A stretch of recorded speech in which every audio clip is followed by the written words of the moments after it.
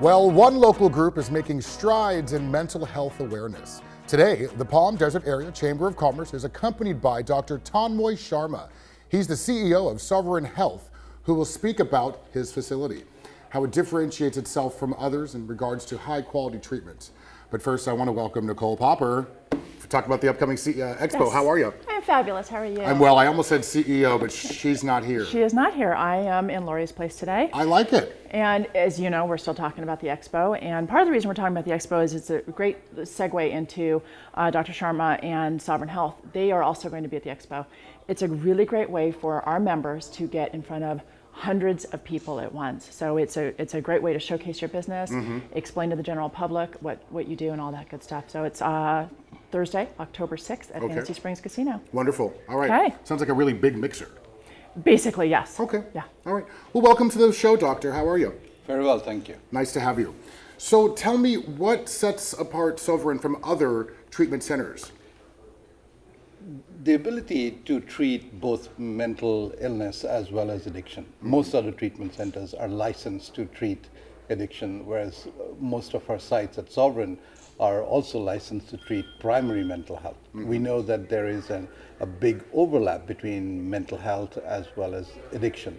And often the core problem in people suffering from addiction is the underlying mental health issues. Yeah. And that's not addressed. And that's what Sovereign does, that it also addresses the underlying mental health problems. And this is dual diagnosis, yes? Yes, it's dual diagnosis, but you need to have the competence to be able to do that, to have trained personnel in mental health and to be licensed accordingly.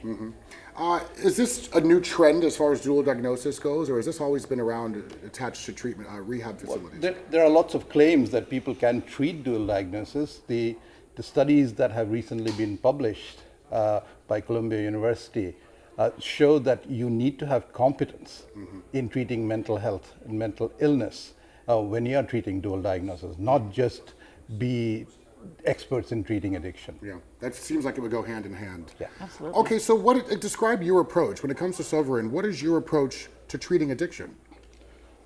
One of the things that we emphasize is a thorough assessment. A lot of people come into treatment and then a brief history is taken and then they're pushed into some group or one-to-one therapy. Our issue has been, well, what is wrong with you? Let us assess you first, just like the rest of medicine. Yeah. So we have picked up a lot of people that suffer from ADHD, for example, a hyperactivity disorder in adulthood that has been missed right through the number of years, and they have been going from treatment center to treatment center. And we find that when you start treating that underlying cause, they stop their substance abuse. So we've been really treating the superficial part of their problem and not addressing the core problem that they have. So when you do a thorough assessment, that allows you then to treat the core problem that they have. The real issue, the root. The Yes. root of the problem. Okay, I understand. All right. So why this business? What brought you into this business? Why Sovereign? Well, I trained as a psychiatrist and worked for many years as a psychiatrist. I felt that it's important that addiction comes into the mainstay of medicine. It's like any other chronic relapsing and remitting illness. So why treat addiction any differently than you treat diabetes or you treat heart disease? So in that you would get your blood sugar done. You would have an EKG done. So where is our blood sugar equivalent? Where is our EKG equivalent?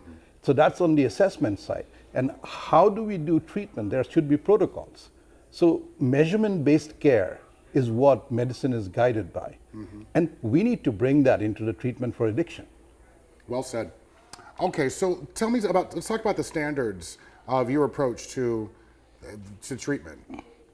Well, one of the things that happens in addiction, which is often ignored, is a decrease in brain function, of cognitive function. Most people don't recognize that almost all substances that are abused, whether it's drugs or alcohol, cause a decrease in brain function. Yet, nobody assesses that. It's like going to your family practitioner for your high blood pressure, but not having a blood pressure checked. So addiction is a brain disease. So how is it that we don't assess the brain when somebody comes in for addiction treatment? So I go back to this whole issue of assessment. Are we doing the appropriate assessments when somebody comes in? And are we tailoring our treatment to that particular person? To what extent is it personalized? Or are we saying one size fits all? I have been in recovery, so I know it all. This is how it should be done. I like that. The word personalized really stood out to me. All right. Well, you can find the Palm Desert Area Chamber of Commerce in Palm Desert. You can give them a call or find them online at pdacc.org. You can also find Sovereign Health in Palm Desert. You can give them a call or find them online at sovhealth.com.